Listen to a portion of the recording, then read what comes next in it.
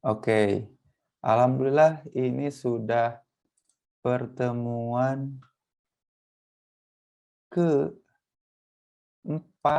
ya, di mana alhamdulillah pertemuan pertama saya yang isi ya, pertemuan kedua luar biasa kita udah menyimak perspektif, fisiologis dan biologis dan juga psikologis. Jadi psikobiopsikologis ya, dari Pak Taufik. Lalu kemarin kita udah seru banget kemarin ya. Walaupun saya, live duluan, tapi seru sekali ya kemarin itu, diskusinya mantap ya, sampai bertahan di rata-rata 90-an kemarin pesertanya ya, luar biasa. Nah, mudah-mudahan kali ini pun juga bisa seperti itu ya, seru dan juga teman-teman bisa berinteraksi. Sebelumnya mau tahu dulu dong ini lagi pada di mana rumahnya? Apakah Perbandungan, soalnya hari pertama dan kedua itu ada yang dari Maluku Utara, ada yang kemudian dari Aceh ya, teman-teman dari UIN Arandiri ya, terus juga ada yang dari Riau, Palembang juga ya. Bayu di Cibinong, Bayu mah. Wah, Sidoarjo, Jawa Timur. Wah, mudah-mudahan bisa main ya. Rumah, oh Kiki, ya Kiki selalu setia ya, Kiki dari Makassar nih. Sekarang berarti udah jam setengah 6 di sana ya. Setengah 6, setengah 7. Luar biasa. Depok, ada Malang. Wah, pengen main ke Malang nih. Ada Tangerang, Sukabumi, Karawang. Saya dari Garut. Oh, Sania. Ada Sania, ada Tania biasanya. Kalau Tania tuh dari Mesir ya, biasanya ada juga dari luar negeri nih. Solo, tapi kayaknya yang dari Mesir itu sekarang 5 jam lebih. Kita lebih duluan 5 jam. Berarti kalau sekarang jam 5 di sana masih setengah 1 ya. Berarti hebat kalau ada yang ikut di Jember, Ciamis. Oh iya setengah 7. Wah dari Bandung ya. Terima kasih nih udah pada hadir nih ya. Kemarin tuh kalau nggak salah ada yang dari Samarinda juga ya. Ada yang dari Samarinda, ada yang dari Pontianak juga. Terima kasih sudah bergabung. Kali ini bahasan kita adalah tentang eh, bukan sehatnya tapi gangguannya. Jadi kita kemudian mencari tahu hal-hal yang dapat mengganggu kesehatan mental tuh kemudian apa aja ya. Nanti dari sosok yang keren ini, dari Bu Adit ini ya, sosok luar biasa ini. Jadi kali itu kita akan menyimak pembahasan dan pemaparan dari Bu Ditya ya. Nama panjangnya Bu Ditya Indriasari, tapi sering dipanggilnya Bu Ditya atau Bu Adit ya. Ya, boleh manggil Mbak Ditya atau Teh Ditya juga boleh kali ya. Nah, kita akan kemudian mengulik dan mencoba untuk mencari tahu apa sih normal atau nggak normal dalam psikologi ya. Karena ini juga salah satu pertanyaan yang kemudian banyak ditanyakan ya. Gara-gara kita sering ya kita punya alat pencari tahu tentang sesuatu ya, si Google itu, mesin pencari tahu. Jadinya kalau ada gejala-gejala dalam diri kita, ada kebutuhan untuk mengetahui siapa diri kita, kemudian kita jadi googling ya. Wah, ada dari Balikpapan. Kak Kamila Imanda, terima kasih sudah bergabung. Sehat berkah selalu. Mudah-mudahan bisa main nih kita ke Balikpapan ya. Jadi tadi ngomongin normal nggak normal, karena orang suka self-diagnose ya, mendiagnosa diri sendiri, kira-kira aku seperti apa, terus browsing, terus googling, terus wah kayaknya aku nggak normal gitu. Nah, nanti kita akan ulik dari beliau ya, dari Bu Adit ya, kira-kira yang normal atau nggak normal tuh yang seperti apa di psikologi gitu. Terus yang dimaksud gangguan-gangguan mental tuh gimana ya? Wah, aku jadi gatal. Apa gatal? Gangguan mental gitu ya. Soalnya sekarang banyak orang yang kemudian banyak yang ngaku-ngaku bahwa mereka tuh punya mental issues. Duh, aku kayaknya lagi kena mental issues gitu. Wah, ini mah udah kena mental gitu. Nah, apaan tuh? Kena mental, gangguan mental ya dan lain-lain. Nah, ini ini harusnya disimak betul-betul ya, karena kemudian ternyata ini jadi hal yang penting.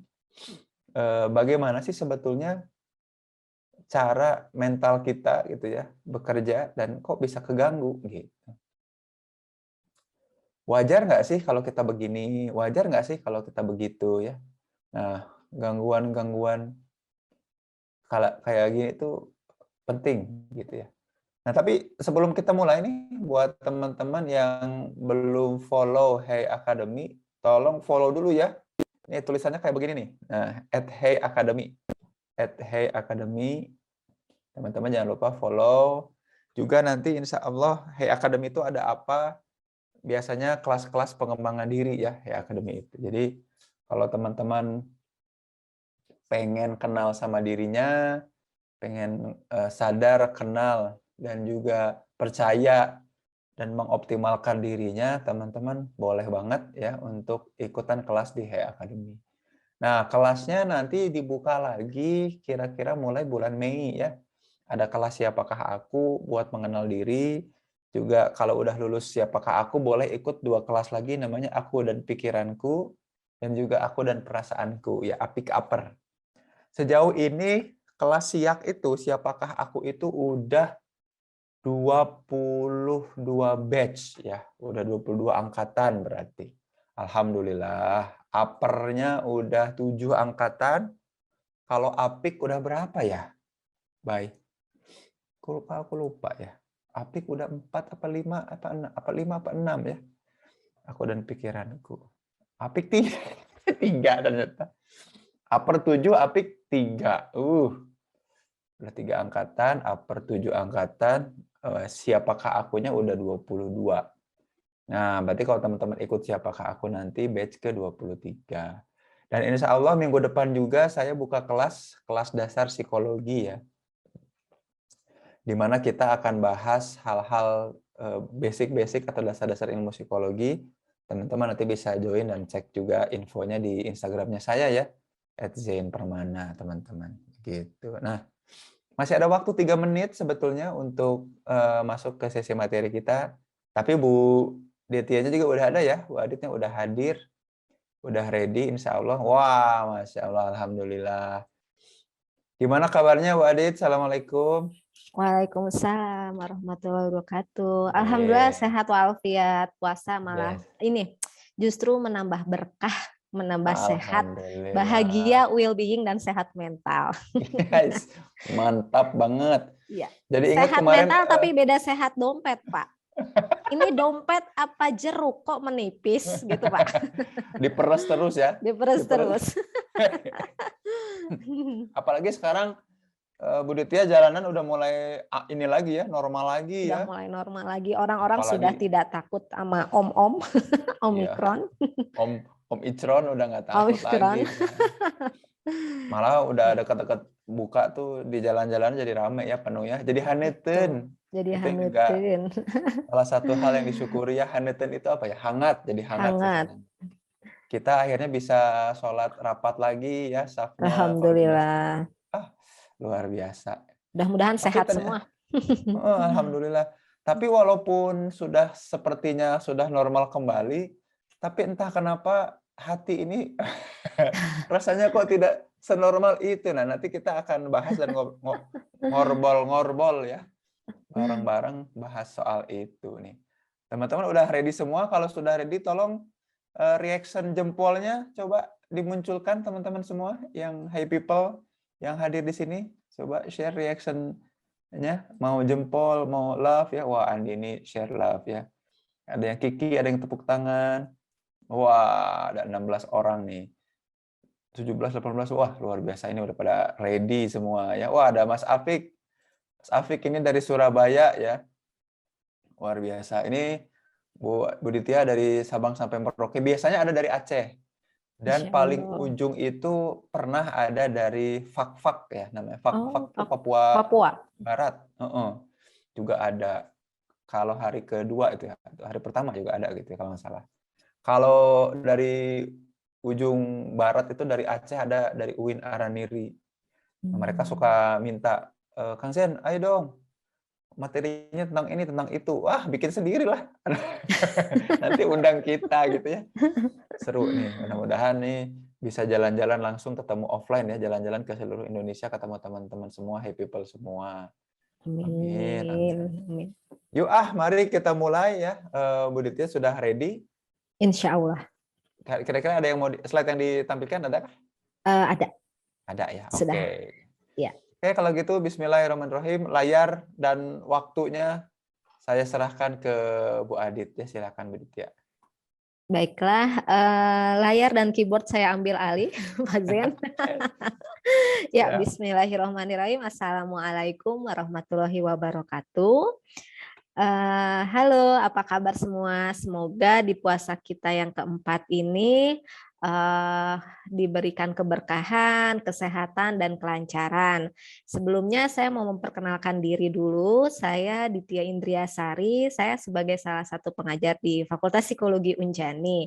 Nah, pada kesempatan ini, alhamdulillah ini adalah suatu rezeki ya bagi kita bisa bertemu walaupun di media Zoom seperti itu. Dan sebetulnya sih saya kalau dibilang ahli bukan ahli gitu ya. Saya sama-sama belajar gitu ya. Kemudian kita pada pagi ini tuh akan ngobras alias ngobrol santai gitu ya mengenai apa sih yang disebut itu gangguan mental, kemudian karakteristik orang yang mengalami gangguan mental tuh seperti apa, terus orang-orang yang sehat secara mental tuh seperti apa, kemudian kenapa seseorang itu kok bisa tidak sehat secara mental gitu ya. Permasalahan yang diselesaikan tuh sebetulnya itu efektif nggak sih untuk menyelesaikan masalahnya seperti itu ya? Atau mungkin pada dasarnya kita yang tidak memiliki kemampuan untuk menyelesaikan masalah. Seperti itu. Kemudian nanti juga saya akan memberikan beberapa tips dan trik agar menjadi individu yang sehat secara mental. Ya mungkin setiap individu memiliki copingnya ya, penyelesaian tersendiri terhadap masalahnya gitu ya. Tetapi secara teori sih mungkin kita bisa bahas secara bersama-sama.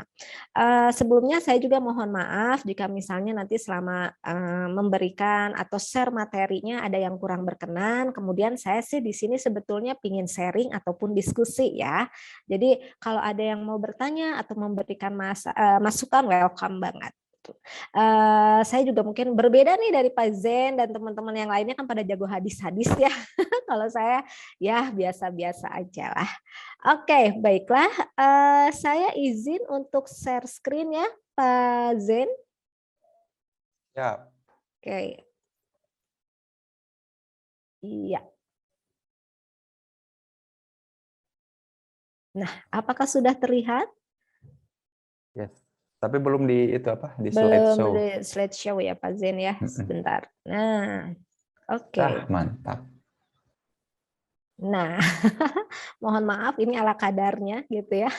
Nah, kemarin-kemarin kan kita berbicara tentang sehat mental juga ya, kalau nggak salah yang diberikan oleh Pak Zen ya. Kenapa sih seseorang itu salah satunya bisa stres, kemudian stres itu ketika seseorang mengalami stres, reaksinya gimana? Fight atau flight gitu ya, menghindar atau menghadapi gitu ya. Kemudian dari Pak Taufik ya, kita melihat bagaimana sih ternyata puasa itu bisa mendetoksifikasi loh gitu. Selain detok bagi tubuh, itu juga detok dosa ya, insya Allah seperti itu. Kemudian nyambung lagi nih dari Bu Detri. Bu Detri kan kecerdasan emosional saat puasa. Jadi kita apa sih yang dimaksud cerdas secara emosional, kemudian bagaimana tips dan triknya ketika kita mengalami emosi yang memuncak. Nah, menyambung dari pernyataan Bu Detri, saya di sini akan membahas tentang kesehatan mental. Jadi dalam kesehatan mental itu dinyatakan bahwa salah satu hal yang cukup berpengaruh terhadap individu sehat atau tidak sehatnya mental adalah dari kecerdasan emosional. Seperti itu. Jadi secara tidak langsung memang emosi yang ada di dalam tubuh itu yang menggerakkan individu untuk bertingkah laku. Nah, jadi secara fitrah memang kita tuh mau mengembangkan emosi yang positif gitu ya, yang senang, ramah, bahagia, ataupun emosi negatif seperti kesal, marah, benci yang membuat seseorang menjadi tidak sehat mental. Itu adalah suatu udah fitrah ya, secara struktural biologis pada dasarnya. Mungkin orang yang tidak sehat mental itu adalah salah satu cirinya adalah individu yang memiliki kepribadian benci gitu. Secara biologis kepribadian benci itu memang ada secara turun-temurun, secara genetis, atau misalnya ketika kita dari pola asuh, di mana orang tua yang memberikan pola asuh yang permusuhan, tidak adanya attachment pada individu, itu menyebabkan seseorang memiliki kepribadian yang benci, di mana kepribadian. Bu Lydia, punten ke mute. Oke, siap. Punten. Oke, lanjut ya. Oke. Siap. Nah, jadi kepribadian yang benci ini bisa menyebabkan seseorang ya tidak sehat secara mental. Oke, tadi pernyataan menarik sekali yang dari Pak Zen. Jadi kita mau membedakan sebetulnya orang yang normal atau yang abnormal itu yang seperti apa. Gitu. Siap-siap guys, ini siap-siap nih. Ya, mungkin saya tidak buat slide-nya karena saya ingin langsung diskusi. Wah, siap. Aduh, aku termasuk yang normal atau yang abnormal ya? Seperti coba itu. silakan nanti respon di kolom chat nih teman-teman nih. Silakan direspon ya teman-teman semuanya. Nah, ketika kita membedakan antara normal dan abnormal, yang pertama adalah yang kita lihat dari segi statistiknya, gitu ya. Kalau kita melihat dari seperti kurva, itu ada yang ekstrim kiri ataupun yang ekstrim kanan. Yang ekstrim itu adalah yang abnormal. Sedangkan yang di tengah-tengah kalau kurva itu adalah yang normal gitu. Ya ampun. Ini mute lagi. Bu Ditya punten. Oke. Nah, mute terus ya, suka automatically mute nih. Siap. Mungkin suara saya merdu Pak, merusak dunia jadi gitu. Oh, merdu itu merusak dunia malah ya. Merusak dunia Pak. Ya, kita lanjutkan ya. Nah, kalau misalnya kita lihat normal ataupun abnormal dari segi budaya gitu ya, ketika individu itu tidak sama di budaya tersebut, itu bisa dikatakan sebagai abnormal. Gitu ya. Memang setiap budaya itu kan memiliki nilai-nilai tersendiri. Gitu. Ketika kita berbeda dengan budaya itu, ya kita bisa dikatakan abnormal. Gitu. Kemudian ada juga yang dikatakan abnormal itu adalah jika seseorang sudah tidak memiliki keintegrasian antara pikiran, emosi, tingkah laku, dan perilaku menyesuaikan diri. Seperti itu. Ya. Keintegrasian ya berarti ya tadi. Iya, betul. Oke, integrasi itu cirinya menyesuaikan diri ya. Ya, Bu Ditya boleh kita stop dulu nggak? Di statistik nih kita aku chat dulu ya teman-teman di kolom chat nih. Ada statistik, budaya sama integrasi ya. Aku chat dulu. Nah, secara statistik, teman-teman yang gitu ya. Kira-kira selama hidupnya itu selalu berada di kondisi statistik yang ekstrim. Jadi misalkan kalau rata-rata orang teman di kelas nilainya 80-an, teman-teman ini nilainya kalau ulangan atau ujian ekstrim jadi 100 atau malah ekstrim kecil ya 20 ya. Yang suka ekstrim, Saya juga sambil nge-share ya teman-teman. Aku ini dari Pekalongan ya, ada Kak Ida dari Pekalongan ya. Nah itu juga salah satu ciri abnormal ya. Maksudnya abnormal itu tidak sama orang rata-rata. Nah ini penting karena saya juga mau share nih ya, Bu Ditya itu adalah seorang psikolog klinis ya, Bu Ditya ya. Ya, alhamdulillah. Di bidang, jago banget psikoterapi teman-teman kalau sama Bu Ditya di tap tuh ya. Jadi apalagi yang perempuan di tap wajahnya itu tiba-tiba keluar semua. Apanya yang keluar semua? Keluar ininya jurik-juriknya. Jurik-juriknya, emosi negatifnya. Nilainya tinggi Kang. Oh alhamdulillah ya. Ternyata abnormalitas itu seharusnya di situ. Jadi nggak selamanya berarti abnormalitas itu negatif ya? Iya, tidak selamanya abnormalitas itu negatif. Satu statistik atau kedua budaya. Siapa di antara teman-teman boleh ngacung ya atau munculin reaction yang suka beda sama kebiasaan orang di satu tempat gitu ya. Orang-orang pada senang sarungan, teman-teman dasteran ya. kayak lagu itu ya, awak gitu ya. Ada sarungan, teman-teman udah istirahat. Ada nggak yang tipe-tipe orang yang suka beda sendiri? Aku juga, wah diborong sama Ida di Pekalongan aku. Jadi keluarganya itu ngapain? Kok kita beda? Misalkan kalau keluarganya ketika makan sop atau soto itu pakai sendok, kita malah pengen dikobok pakai tangan. Kalau bagian yang harusnya pakai tangan, kita malah pakai sendok, misalkan itu ya. Itu juga ciri abnormalitas dan tidak menunjukkan bahwa kita punya gangguan mental ya. Nah, ini yang pertama harus dicek tadi kata kalimat Bu Ditya yang di garis bawahi itu. Jadi jangan sampai teman-teman mikir, "Oh, ih aku kayaknya nggak normal." Ternyata bisa jadi nggak normal juga, mungkin wajar gitu ya. Yang ketiga soal integrasi tadi. Ya, silahkan Bu Adit, lanjutkan kembali, sikat. Iya, sikat. Nah, Oh, nah ini mudah-mudahan ada di sini pertanyaan nih, ya, keintegrasian nih.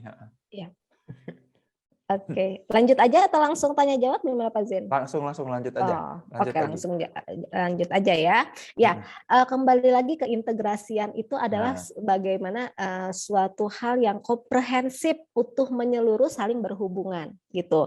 Memang kalau misalnya kita berbicara tentang definisi sehat, itu kan tidak adanya kekurangan antara fisik, psikologis dan sosialnya gitu. Tetapi konsep kita gitu ya, yang orang yang sehat secara mental itu tidak hanya pada fisik, psikologis, dan sosialnya, tetapi bagaimana interaksi dengan agamanya.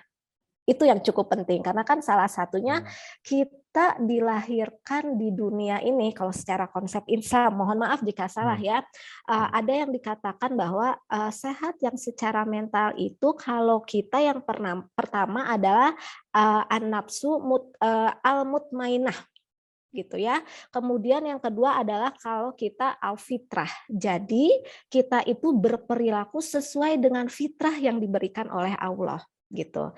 Ketika kita tidak melakukan sesuai yang sesuai fitrah dari Allah, disitulah ada kesenjangan, itu yang menyebabkan seseorang mengalami gangguan kesehatan mental. Seperti itu sih Pak Zen. Kemudian kita kembali nih ketika berbicara antara apakah ini termasuk normal atau abnormal. Mungkin yang perlu diketahui juga adalah kita yang pertama harus bisa membedakan apa itu sakit dan apa itu penyakit. Gitu. Ya, Beda ternyata ya. beda. Oke. Mungkin itu salah. Takutnya banyak orang yang menyalahkan persepsi ya, atau mungkin ketidaktahuan gitu. Nah, kalau kita lihat penyakit itu kan suatu bentuk reaksi adanya reaksi biologis terhadap suatu organisme yang dimana organisme itu mengalami suatu luka. Itu dikatakan penyakit. Jadi dari segi biologis ada yang luka. Tetapi kalau sakit itu adalah bagaimana pengalaman individu gitu ya, atau bagaimana penilaian seseorang terhadap pengalaman yang dialami. Jadi apa yang kita persepsikan tentang diri kita.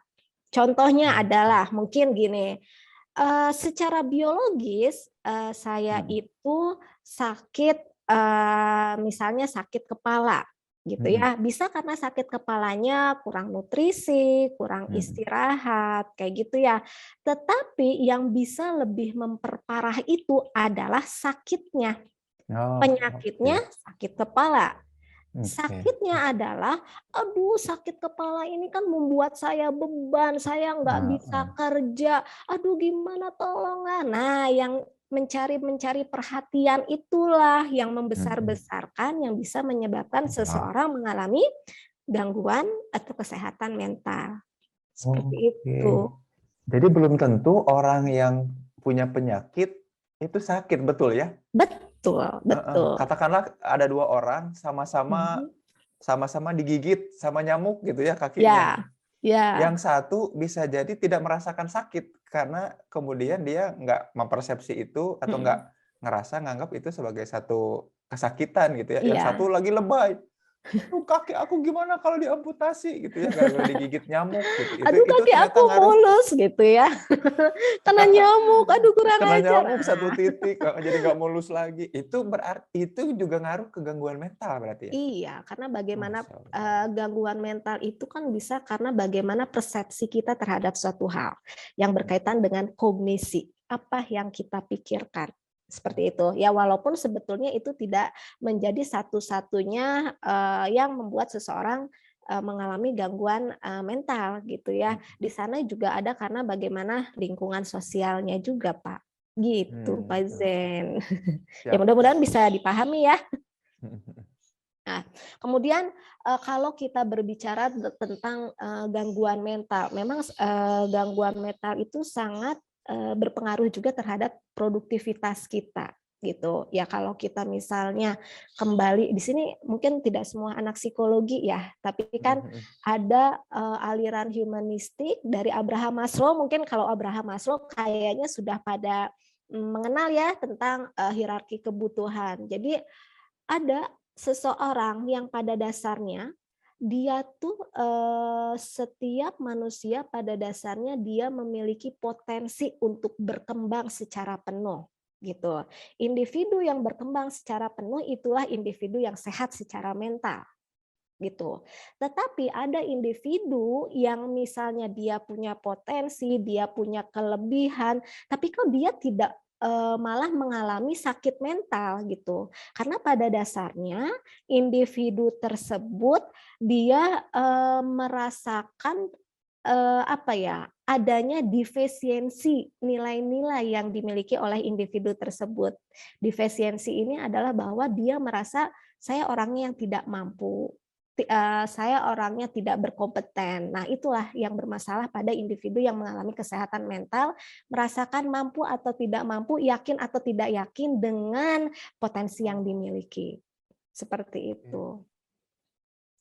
Gitu Oh. ya. Oke, kemudian saya izin berbicara lagi kepada definisi kesehatan mental menurut WHO. Di sini adalah kondisi kesejahteraan individu yang menyadari potensinya sendiri. Ayo, di sini siapa nih yang belum menyadari potensinya sendiri? Karena apa? Ketika kita tidak menyadari potensi yang kita miliki, gitu ya, kita tidak tahu kelemahan dan kelebihan kita, itu akan sulit kita mencapai tujuan kita di dunia ini untuk apa sih? Seperti itu. Kemudian, orang yang sehat secara mental juga dapat mengatasi tekanan kehidupan yang secara normal, gitu ya. Jadi istilahnya ya kita bisa menyelesaikan masalah-masalah tetapi itu tidak merugikan orang lain. Kita bisa menyesuaikan dengan orang lain. Seperti itu. Kemudian kita dapat bekerja secara produktif gitu ya. Jadi dikatakan produktif ini adalah ada sesuatu yang bisa kita hasilkan secara positif gitu ya. Kemudian kita dikatakan sehat secara mental ketika kita bisa memberikan kontribusi terhadap masyarakat. Gitu ya. Mungkin ini yang lupa untuk kita sadari ya bahwa kita berpotensi tapi kok saya tidak bisa memberikan apa-apa ya kepada masyarakat. Seperti itu. Ya, mungkin kita lanjut ya, Pak Zen. Nah, Ya. ini ya, karakteristik kesehatan mental itu bahwa adanya fisik, psikis, sosial, dan moral religius. Kalau fisik ini adalah pada dasarnya bagaimana keberfungsian anatomi yang ada di tubuh kita, gitu ya, mengalami abnormal atau normal seperti itu. Kemudian psikisnya adalah berkaitan dengan bagaimana emosi kita, kemudian apakah kita bisa menyesuaikan diri, persepsi-persepsi yang kita miliki terhadap dunia luar gitu. Kemudian sosial. Sosial itu berkaitan dengan bagaimana sih cara kita menyesuaikan diri dengan lingkungan. Apakah kita mau menerima orang secara utuh ataukah misalnya kita mau oke, saya mau berteman dengan kamu tapi ada syaratnya gitu ya. Atau yang sangat cukup penting itu adalah moral religius. Jadi bagaimana hubungan kita dengan Sang Pencipta gitu. Karena sebagai kodratnya kita adalah makhluk ciptaan Allah dan kita tidak boleh melupakan Allah gitu ya. Karena apa yang dialami oleh kita saat ini itu adalah atas kehendaknya. Seperti itu. Mudah-mudahan bisa dipahami ya, Pak Zen ya. Mohon maaf kalau misalnya nggak paham, langsung klarifikasi aja. Oh, betul. Langsung konferensi pers. Langsung konferensi pers.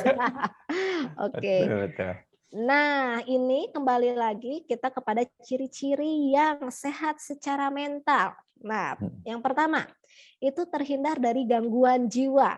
Nah, gangguan jiwa itu kan mungkin ada yang mau diskusi atau yang udah tahu apa sih gangguan jiwa, boleh nih di kolom chatnya.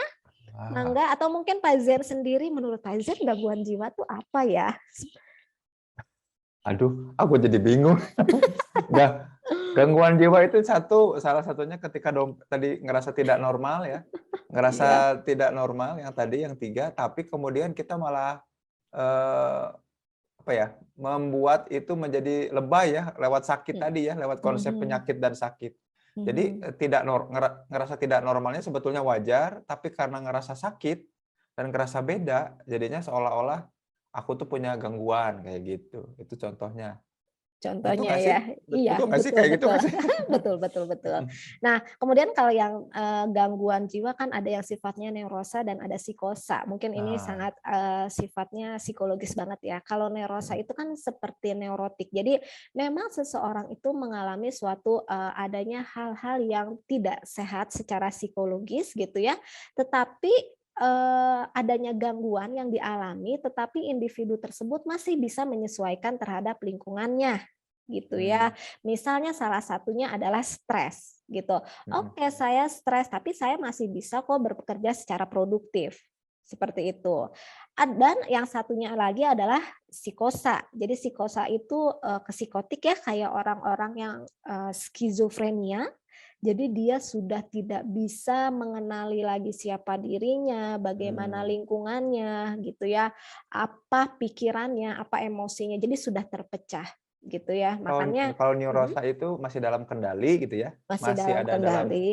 dia kemungkinan masih bisa sadar, bukan sadar apa ya, masih Mm-mm. punya kendali dan Masih menyadari, oh bisa ini aku. ya, Kalau masih bisa psikosa enggak berpikir justru. realistis. Ya, Oh, masih kalau neurosa bisa. masih bisa berpikir, Mm-mm, kalau mm-mm. psikosa Dia enggak ya. sudah terpecah antara Oke. pikiran, perasaan dan tingkah lakunya. Pokoknya realitasnya tuh acak-acakan aja ya, Realitasnya acak-acakan. yang Oke, real mungkin yang mana, yang mana tuh masih udah nggak bisa ngebedain. iya betul. Atau mungkin kalau Oke. misalnya kesulitan, yuk kita main ke RSJ gitu. Kalau ke RSJ, coba kalau kita Aduh. marah-marah gimana gitu ya. Terus Oh, kita ya ya ya ngelihat, ya ya ya kita ya. marah-marah, oh ternyata kita oke, Oh. saya marah gitu. Tapi saya masih bisa menilai Heeh. realita gitu. Tapi kalau orangnya psikosa, ketika itu Ya sudah ya. ada di dalam apa ya istilahnya tuh kayak asilium ya, ada di kerangkeng gitu kan, Heeh, udah heeh. teriak-teriak, udah Waduh. nangis-nangis, jerit-jerit, itu dia sudah tidak bisa berpikir secara realistis lagi. Seperti itu, Jiwa. ya. Oke, kemudian ciri keduanya itu adalah mampu menyesuaikan diri gitu ya. Ya karena pada dasarnya kita itu adalah makhluk sosial, bukan makhluk sosial gitu ya. Jadi kita harus peka apa sih yang dibutuhkan di dalam lingkungan sosial gitu ya. Memang salah satunya adalah ketika kita mampu menyesuaikan diri, kita juga harus memiliki empati gitu. Memang empati itu bisa dipelajari gitu ya. Salah satunya adalah dari pola asuh yang diberikan oleh orang tua. Seperti itu. Kemudian yang ketiga, mampu memanfaatkan potensi secara maksimal. Jadi ya kita pede aja apapun yang dimiliki oleh diri kita. Tapi hati-hati jangan over ya pedenya, karena kalau orang yang over pede itu membuat narsisistik ya, justru dia itu tidak sehat secara mental. Kemudian mampu mencapai kebahagiaan pribadi dan orang lain. Jadi bagaimana kita menyadari akan kebahagiaan diri dan orang lain itu berpengaruh terhadap kesejahteraan seseorang. Ya, sejahtera secara apa? Minimal adalah secara mental. Ketika kita merasa sejahtera, merasa senang, merasa bahagia, itu memberikan energi positif bagi diri kita dan kita akan berperilaku baik terhadap lingkungan. Orang yang berperilaku baik terhadap lingkungan itu dikatakan sebagai orang yang well adjustment. yang Hmm. penyesuaiannya baik. Seperti itu, Pak Zen. Oke, lanjut. Lanjut. Lanjut. Nah, Aduh, ini ini nih dia. mungkin dari 7 ada Coba. Ngacung nih, ngacung. Kita cek satu-satu. Bu Adit nih, satu. satu-satu. Saya sehat mental enggak ya? Yang pertama, Nah, apakah saya merasa tidak bahagia dalam kehidupan dan hubungan sosial? Nah, tidak aduh. bahagia ini kembali terhadap sakit. Jadi apa Heeh. yang dipersepsikan tentang bahagia atau tidak bahagia? Karena bahagia atau tidak bahagia kan sifatnya subjektif ya, Pak Zen ya. Mm-mm. Tidak sama satu sama lainnya gitu, kembali ke individunya gitu.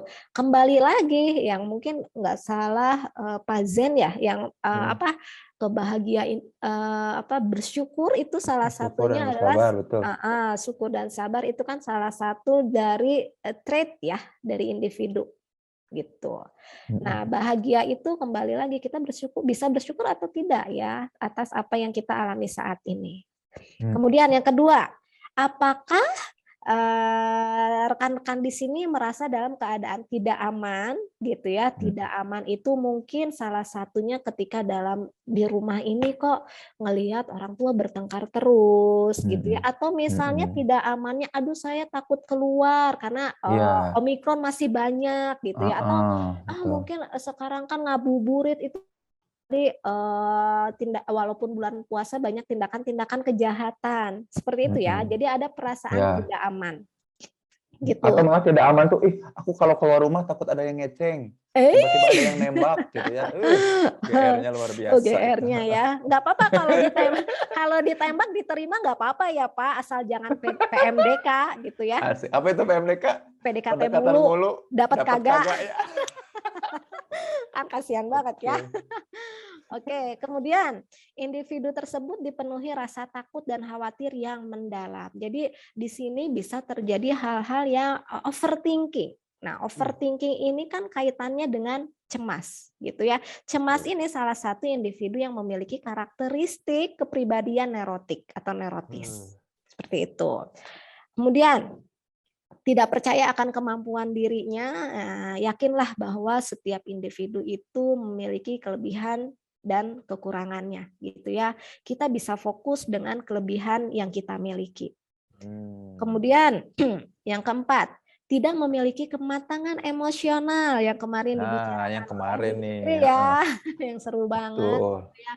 Orang yang nggak matang secara emosional tuh yang seperti apa sih, yang pada dasarnya dia tidak bisa mengenal apa emosinya gitu ya. Mungkin salah satunya banyak sekarang di masyarakat itu kalau laki-laki tuh nggak boleh nangis gitu ya.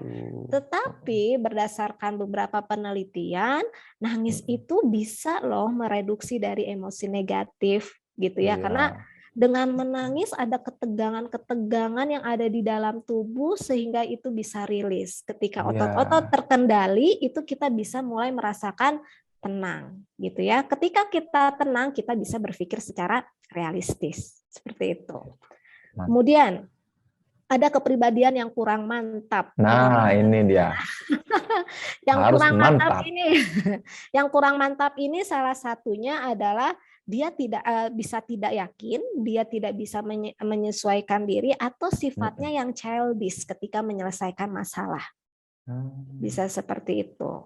Kalau ini sekarang tuh lagi banyak ini apa? Ngaku-ngaku, aduh aku tuh orangnya tipe-tipe sad boy gitu, sad boy. Ya kadang suka sedih gitu. Iya, bahayanya internet kan salah satunya adalah self diagnosis ya, Pak Zen ya. Iya, makanya kalau saran saya apa sih yang harus kita lakukan ketika kita self diagnosis gitu ya? Ya saya mah menyarankannya untuk langsung datang saja kepada ahlinya gitu ya, untuk melakukan pemeriksaan psikologi. Iya, karena kan kalau di internet itu masih belum terpercaya ya kevaliditasannya. Itu kan hanya berdasarkan respon-respon yang belum diteliti secara ilmiah. Seperti jangan-jangan cuma clickbait aja ya, clickbait doang. Iya. Mendingan langsung aja kalau misalnya mau datang ke psikolognya langsung, atau misalnya kalau mau tahu saya mengalami gangguan jiwa atau enggak gitu kan, ada MMPI ya, salah satunya itu bisa datang ke psikiater seperti itu. Nah, kemudian mengalami gangguan dalam sistem saraf, terutama otak ya, yang otak itu berpengaruh terhadap bagaimana individu berperilaku. Kemudian tidak dapat memahami kondisi dirinya sendiri. Nah, dia tidak self-acceptance, dia tidak menerima tentang dirinya. Itulah yang mungkin sangat sulit ya. Musuh terbesar kita adalah diri kita sendiri. Kita mencoba untuk menyangkal, kita mendenial ya apa diri kita gitu. Jadi Cung, yang istilahnya ngerasa kayak gitu ngacung. jadi kalau istilahnya Rogers itu Pak Zen adanya inkongruensi antara real self dan ideal self Aduh, gitu. jadi Nggak nggak ada ini ya, nggak sesuai antara apa yang ketidaksesuaian. dipengen sama yang terjadi saat ini ya. Iya, itu bisa menyebabkan gangguan mental juga. Ya, Jadi kalau misalnya gini, Bu Ditya, kalau ada orang-orang yang kemudian, Kang, gimana aku tuh nggak dapat terus jodoh, tiap ada yang nggak deketin nggak pernah diterima. Jangankan orang lain ya, diri sendiri aja nggak bisa nerima diri ya, apalagi nerima betul orang sekali. lain. Aduh. Betul. Jadi Ya bisa saja Allah. karena kita Karena tidak bisa menerima diri, itu berpengaruh terhadap bagaimana kita berpikir tentang orang lain. Gitu ya. Tentang diri kita aja negatif, tidak mengenal, gimana kita mau mengenal orang lain. Istilahnya seperti itu, Pak Zen. Ya, oke. Next ya. Semoga dari 7 ini kalian nggak ada ya. Rekan-rekan nggak ada ya. Ya ada dikit-dikit, 1 nggak apa-apa lah, masih normal gitu ya. Semoga nggak semuanya. Oke, selanjutnya ini, nah perilaku yang dari tidak sehat secara mental itu yang seperti apa? Adanya kecemasan ataupun kegelisahan, orangnya penuh dengan galau. Aduh, nanti gimana ya? Aduh, saya nanti berhasil nggak ya? Aduh, nanti orang lain gimana ya? Nah, memang pada dasarnya kecemasan ini secara biologis juga ada, tapi secara pola asuh juga ada. Pola asuh yang seperti apa? Salah satunya adalah orang tua yang terlalu memanjakan anaknya, sehingga anak tidak diberikan kesempatan untuk mengambil keputusannya sendiri. Jadi dia bergantung terhadap orang tua. Itu bisa menyebabkan pribadi yang cemas. Kemudian mudah tersinggung atau baperan. Nah, di sini ada yang baperan gitu ya. Ada yang baperan, bawa perasaan atau dari koper, korban perasaan gitu ya. Asik koper. Mana nih yang Sama-sama ya. koper ngacung? Oke. Kemudian Aku kata Emma. kemudian ada yang agresif dan destruktif. Jadi agresif itu kan ya secara fitrah kalau kita melihat dari konsep psikoanalisa kan manusia itu memiliki 2 insting ya, Pak Zen, ada insting hidup dan ada insting mati. Nah, insting mati ini adalah salah satu bentuknya adalah agresi. Jadi sifatnya merusak gitu. Tetapi sebetulnya ya, agresi itu bisa kita pandang tidak secara negatif aja, bisa secara positif. Salah satunya adalah misalnya ketika kita di jalan itu ya, ada orang yang mau mencopet. Kita kan berusaha untuk membela diri dengan cara memukul gitu ya. Kan amukul itu kan salah satu agresi, tapi tujuannya untuk apa? Untuk survive. Kita untuk bisa bertahan. Seperti itu ya. Tapi kalau misalnya agresinya untuk merusak orang lain gitu ya, yang sifatnya niatannya destruktif, menyakiti orang lain. Iya, betul. Kemudian tidak mampu menghadapi kenyataan secara realistik gitu ya. Jadi sudut pandangnya hanya dari sudut pandang sendiri aja. Dia tidak bisa melihat realita. Gitu. Kemudian, nah ini banyak mungkin ya yang dirasakan oleh rekan-rekan atau masyarakat yang dikatakan sebagai psikosomatis. Penyakit fisik yang diakibatkan oleh psikologis. Contohnya, penyakit fisik yang disebabkan adanya ledakan secara emosional atau psikologis. Contohnya adalah MAH gitu ya. Pada dasarnya MAH itu psikosomatis gitu ya. Penyebab utamanya adalah adanya hormon yang memicu individu gitu ya. Kalau nggak salah, aduh saya lupa ya. Pokoknya hal-hal yang memicu individu yang mengeluarkan adrenalin itu berpengaruh terhadap asam lambung gitu. Kemudian ada darah tinggi kayak gitu. Kemudian ada diabetes gitu. Jadi ketika seseorang mengalami MAH gitu ya, kita lihat dulu nih etiologi penyebabnya. Apakah karena pola makan yang tidak teratur, gitu ya, atau memang karena pada dasarnya kita memiliki tekanan emosi negatif yang sangat banyak, gitu ya. Nah, itu kan bergantung terhadap bagaimana pemberian intervensinya. Ketika itu berkaitan dengan fisiologis, berarti kita berobatnya ke dokter, dikasih obat-obatan untuk mengendalikan asam lambung, seperti itu. Tetapi kalau misalnya karena psikis, kita larinya adalah ya bisa ke psikolog dengan cara salah satunya adalah melakukan konseling. Seperti itu. Tapi Bu Ditya, penyakit mah juga bisa disebabkan karena kemanjaan, karena manja. Oke, manja seperti apa, Pak? Karena dikit-dikit mah itu mah Pak Zen kalau malam oh kali gitu ya. ya. Oh iya. Itu 17-an ke atas, Pak. Lanjut. Ya. Oke. Kemudian kita tidak beriman kepada Allah dan Tuhan semesta alam. Nah, kita habluminallah kita tuh kayaknya minim banget deh kayak gitu. Ketidakada sadaran bahwa apa yang kita rasakan sekarang, kebahagiaan itu kan atas pemberian Allah.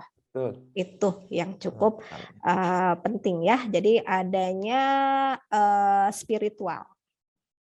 Oke, ini mungkin ada salah satu dari hadis, ada Quran surat Ar-Rod ayat 28. Jadi ingatlah, hanya dengan mengingat Allah hati menjadi tentram, gitu ya. Bagaimana cara mengingatnya? Ya salah satunya minimal kita bisa melakukan zikir ya. Zikir kan dimanapun bisa. Seperti itu ya. Apakah hari ini kita sudah zikir pagi? Ya, oke. Nah, berikutnya adalah ketika kita mengalami sakit mental, gangguan mental gitu ya, salah satunya adalah karena kita tidak mampu memecahkan masalah secara efektif ataupun efisien. Nah, di sini saya mau memberikan tips dan trik untuk memecahkan masalah gitu. Yang pertama, kita harus mau menghadapi fakta bahwa masalah itu memang ada. Gitu ya. Kemudian kita kenali, oh ini adalah suatu masalah bagi diri saya. Ini adalah sebagai suatu tantangan, bukan rintangan. Karena berbeda antara rintangan dengan tantangan. Kalau rintangan itu kan barrier ya, adanya suatu hambatan di mana yang kita tidak bisa melampauinya. Gitu, rintangan. Kalau tantangan, walaupun itu ada halangan, saya memiliki potensi, saya mampu untuk melampaui itu semua. Gitu ya. Dari mana kemampuan untuk melampauinya? Berdasarkan karena saya yakin bisa melakukan itu semua. Gitu. Kemudian, nah biasanya ya orang-orang tuh ketika ada suatu masalah dia mencari simpati, gitu ya.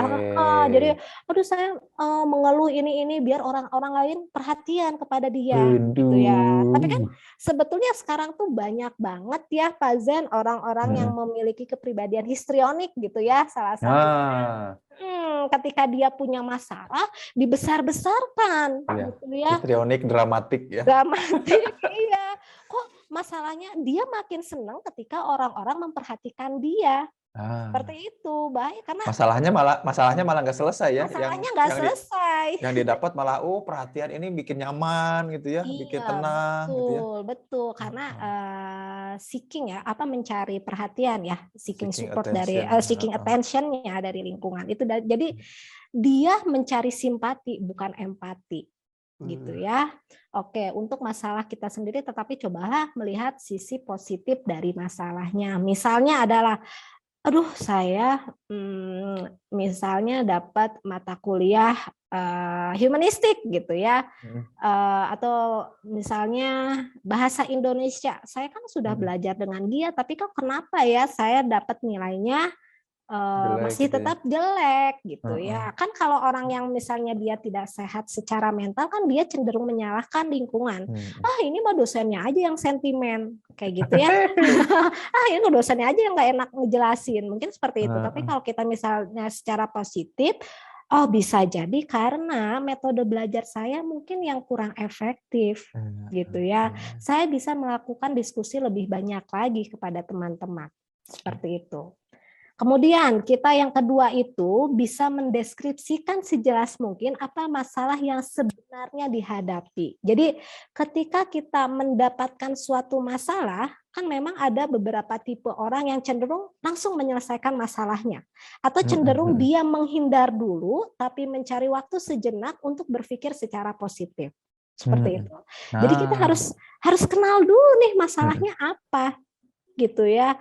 Karena memang saat kita mendeskripsikan dengan jelas suatu masalah ini, itu pasti menyita energi. Kenapa? Karena kita harus berpikir, gitu ya. Kemudian kita membutuhkan waktu, gitu ya. Kemudian muncullah emosi-emosi yang negatif yang ada di dalam diri kita. Seperti itu ya. Jadi coba kita kelola emosi itu ya, istilahnya kalau orang makan ada yang orang impulsif ya, ketika ada suatu masalah bertindak dulu Cepat baru ngerespon. mikir. Betul. Gitu. Orangnya akhirnya tungtungnya banyak penyesalan gitu ya. Nyesel ya karena dia bertindak dulu baru mikir gitu ya. Kalau kita nih biar tips menjadi bagaimana memecahkan masalah itu, kita coba untuk rilis dulu gitu ya, kita mengenali, kemudian kita mencoba untuk yakin nggak bahwa kita bisa berpikir secara positif, emosi kita sudah terkendali atau belum.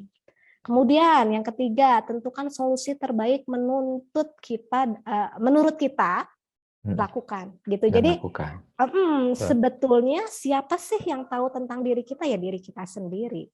Seperti itu. Ya, kita harus dapat mempunyai berbagai alternatif pilihan ketika memiliki masalah, gitu ya. Jangan hanya terfokus penyelesaiannya. Kalau misalnya saya marah ke pacar saya, udah saya diam aja. Nanti pacar saya juga suka baikan. Ya udah, pola itu terus yang digunakan. Itu yang menyebabkan tidak sehat secara mental, gitu ya. Tidak ada pendewasaan dalam diri individu. Kemudian, ini cukup penting, jangan pernah lagi menceritakan masalah tersebut. Masalahnya sih nggak penting, yang terpenting adalah bagaimana kita bisa menyelesaikan masalah tersebut. Solusi-solusinya, alternatif apa saja yang itu efektif untuk menyelesaikan masalah. Seperti itu, Pak Zen. Iya, dan jangan-jangan kalau nomor 4 itu terus-terus diulang, berarti nomor satunya adalah cari perhatian tadi ya. Jangan-jangan kita nggak serius pengen selesai masalah, kita serius pengen mencari kalau nyari-nyari perhatian. perhatian, cocok jadi influencer ya. Betul. Untuk dapat endorse tuh kata Herla, untuk update status katanya. Ya itu berarti ya itu bisa berpikir secara produktif ya Pak ya. Ketika ada ternyata influencer masalah jadi produktif. Masalah jadi produktif. Oke. Lanjut mungkin ya Pak ya. Oke. Nah, sekarang alhamdulillah ya dalam kita bisa menjalani bulan suci Ramadan, ini bisa berkaitan juga dengan bagaimana sih cara kita mewujudkan individu yang sehat secara mental. Mungkin ini bisa kita lakukan mulai dari sekarang dan seterusnya gitu. Yang pertama itu kita harus mengerjakan sholat secara khusyuk. Gitu ya, secara khusyuk itu kan aduh sulit banget Pak. Kadang saya seorang ibu gitu ya pas Allahu Akbar rakaat pertama, aduh nanti buka ingat makan semua, apa ya? Ingat semua kayak gitu. Aduh, ada bahan yang kurang. Kepikirannya pas lagi sholat. Aduh ya Allah. Betul. Ada yang sampai malah membatalkan sholatnya dulu, mengutamakan pikirannya. Ada yang seperti itu ya. Itu memang syaiton gitu ya, Pak Zen ya. Iya, jadi secara khusyuk itu melatih kita untuk salah satunya bisa konsentrasi, kemudian kita juga bisa disiplin juga sih dari sholat tersebut ya. Karena kan sebetulnya sholat itu bukan hanya bagaimana melafalkan kalimat-kalimat yang suci gitu ya, tapi kita juga bagaimana adanya keterhubungan kita dengan Allah. Kayak gitu ya, kita merasakan kehadiran Allah. Seperti itu. Kemudian secara fisiologis, secara kesehatan kan gerakan-gerakan sholat itu juga memiliki hal-hal positif buat kesehatan. Seperti itu. Nah ini seperti ada hadis riwayat dari Abu Daud, jika Nabi SAW merasa gundah karena sebuah perkara, maka beliau menunaikan sholat. Betul. Ya mudah-mudahan sholat adalah sebagai salah satu jalan keluar. ya dalam menyelesaikan masalah.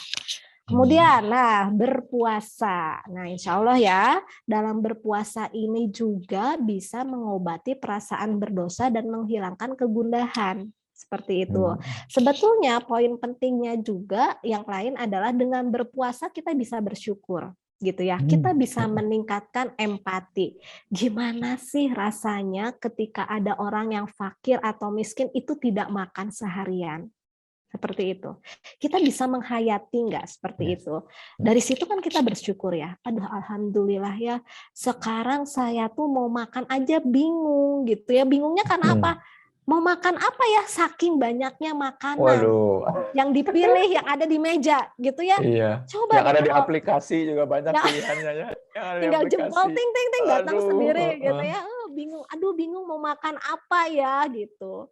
Kita sadar nggak bahwa banyak di luar sana saya bisa makan apa ya? Aduh rasanya miris banget ya, kita kok nggak bersyukur banget gitu. Kita tinggal modal jempol makanan datang orang lain gitu. Jungkir balik kerja seharian, telinga dari kepala ke pantat-pantat itu cuma dapat uang berapa puluh ribu gitu. Iya, Yang bener-bener. untuk memenuhi kehidupan dalam satu hari pun itu nggak cukup. Gitu ya. Oke, kemudian dengan zikir dan berdoa gitu ya, karena menurut Quran surat Al-Ghafir ayat 60, berdoalah kepadaku, niscaya akan aku perkenankan bagimu. Sungguhnya orang-orang yang sombong tidak mau menyembahku akan masuk neraka jahanam dalam keadaan hina dina, nauzubillah min dzalik ya. Jadi ingat bahwa hablum minallah kita tuh harus ditingkatkan.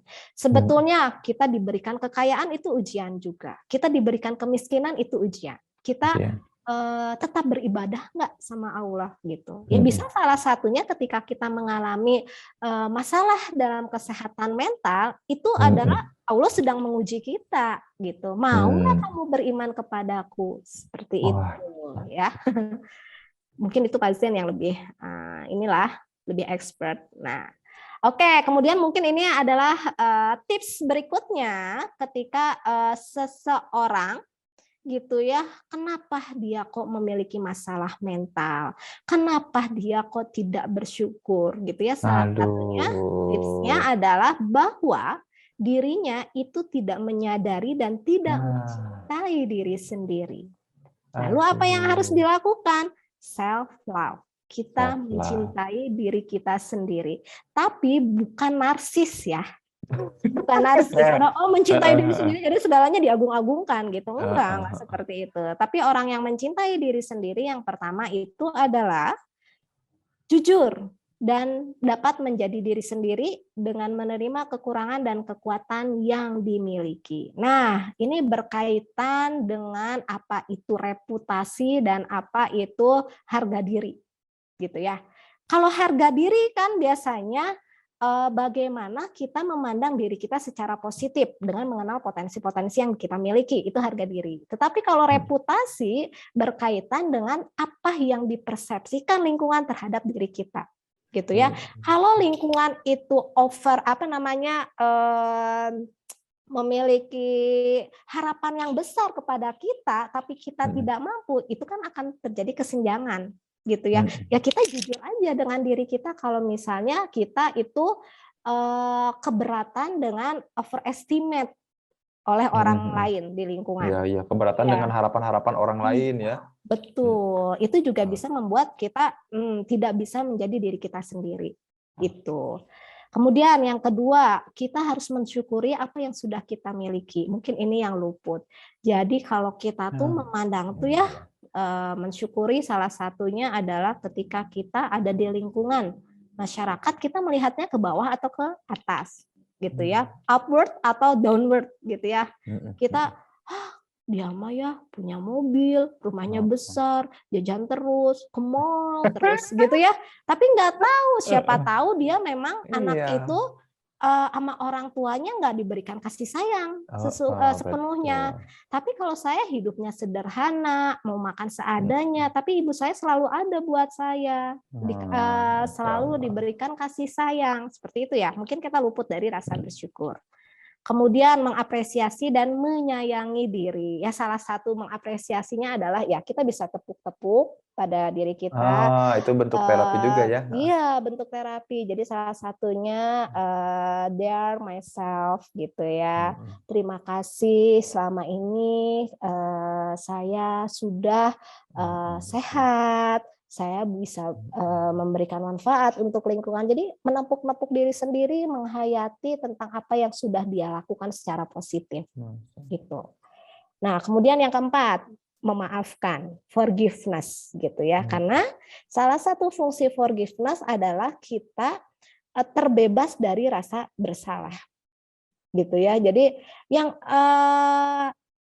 ya, karena memaafkan ini memberikan energi positif bagi diri kita, terhempas dari beban-beban yang dimiliki, gitu ya. Sebetulnya memaafkan juga bukan kita memaafkan orang lain, tetapi kita juga harus mampu memaafkan diri sendiri, gitu ya. Kenapa sih kok saya tidak bisa menjadi individu yang baik? Maafkan diri saya berusaha untuk menjadi individu yang baik, seperti itu. Kemudian tidak memaksakan hal-hal yang berada di luar kendali diri, gitu ya. Tong maksakeun, gitu ya. Kita harus sadar diri, seperti itu, Pak Zen. Oke, mungkin segitu saja. Wow, Dari luar saya. biasa. Ini luar biasa sekali. Terima kasih Bu Ditya ya. Tapi sebetulnya satu poin utama yang saya tangkap kemudian adalah gini. Jadi ternyata urusan kesehatan mental tadi itu konsep yang wow buat saya tuh di pertemuan ini adalah konsep soal penyakit dan sakit ya. Karena kemudian seringkali barangkali kita dapat penyakit, tapi kemudian kita melebih-lebihkan yang kita dapatkan lewat sakit tadi ya. Betul, Lewat betul. secara psikologis. Jadi ternyata dan ujungnya adalah rupanya problem kesehatan mental itu seluruhnya ada dalam kendali kita. Justru kalau kita jadi nggak sehat mental tuh kalau kemudian kita betul-betul kehilangan kendali atas apa-apa yang harusnya kita bisa kendalikan. Nah, salah satunya Allah sudah sampaikan di surat Al-Isra ya, innal insana khuliqu halu'a itu. Sesungguhnya manusia memang diciptakan berkeluh kesah, suka halu, bikin sesuatu yang nggak ada dalam kenyataannya gitu, yang barangkali kenyataannya baik-baik aja, fine-fine aja, tapi ternyata wow ya, luar biasa. Teman-teman masih ada waktu nih, alhamdulillah 9 menit lagi, tapi ya mudah-mudahan teman-teman ada beberapa orang yang mau nanya, boleh secara langsung tinggal raise hand ya, mau nanya atau mau curhat atau mau sharing boleh.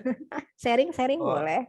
Di chat juga udah beberapa ya, udah banyak nih ya. Nah, tapi oke, wah langsung banyak nih ya. Oke, gantian ya. Kita mulai dari Kak Delvi terlebih dahulu. Silakan Kak Delvi.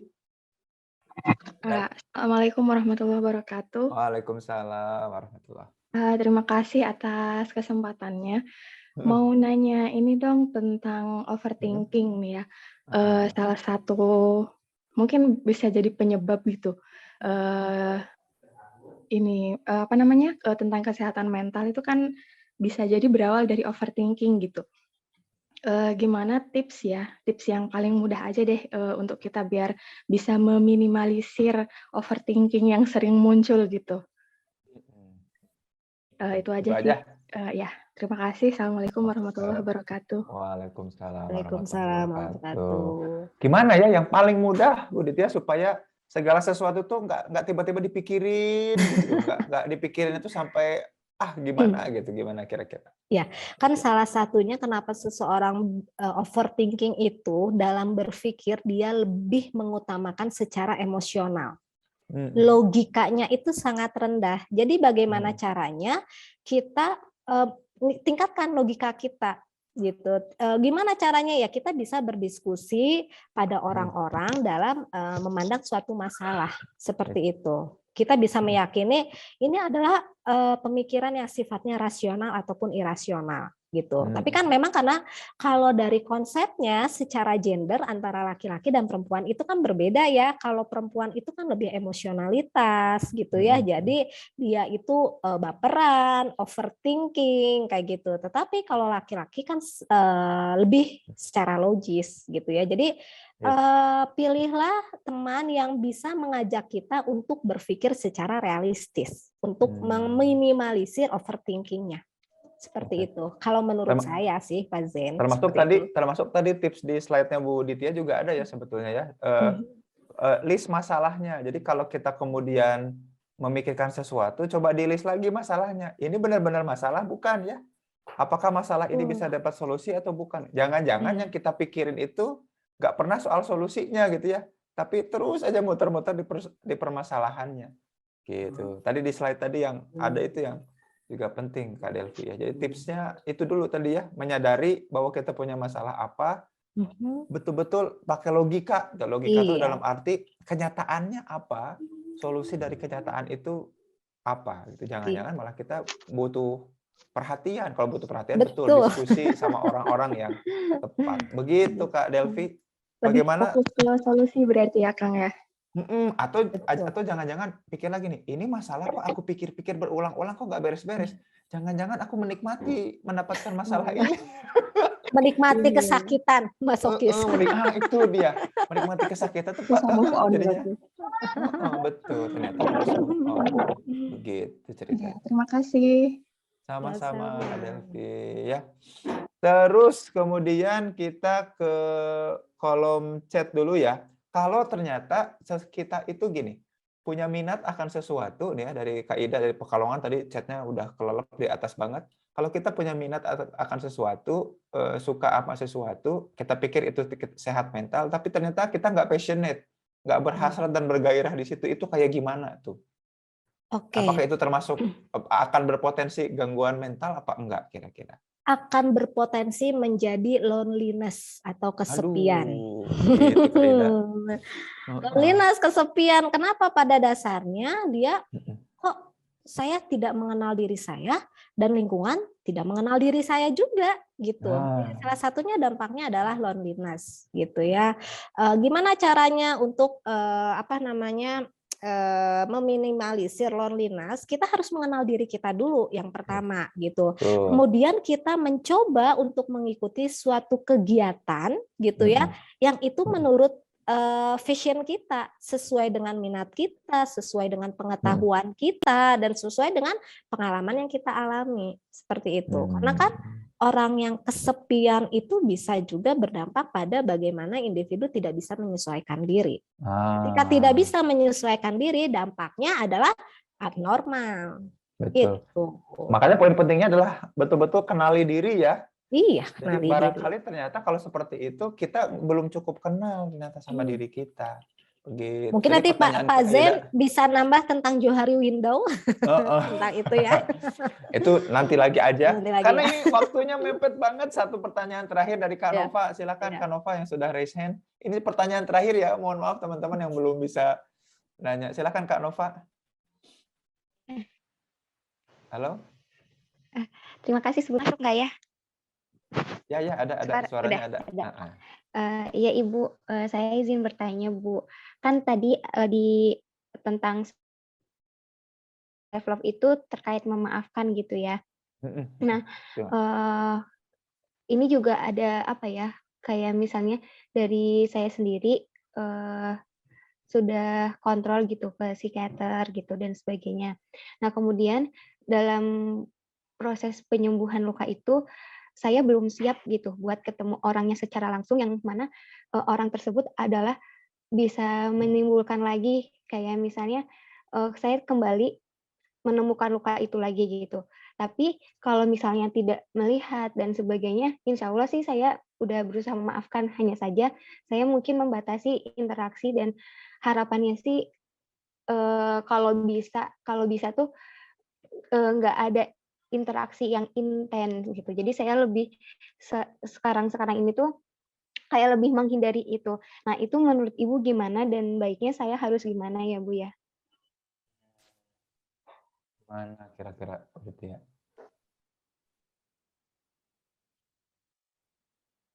Iya, pertanyaan sangat bagus sekali ya ketika kita memiliki suatu masalah gitu ya dan kok saya kayaknya belum bisa memaafkan kayak gitu ya. Kalau dibilang itu adalah memaafkan, tapi sebetulnya ketika memaafkan itu adalah kita betul-betul gitu ya sudah tidak membahas masalah yang masa lalu lagi seperti itu. Ya salah satunya adalah metode pengampunan itu intinya self acceptance. Saya mau menerima apapun yang sudah saya lalui masa lalu.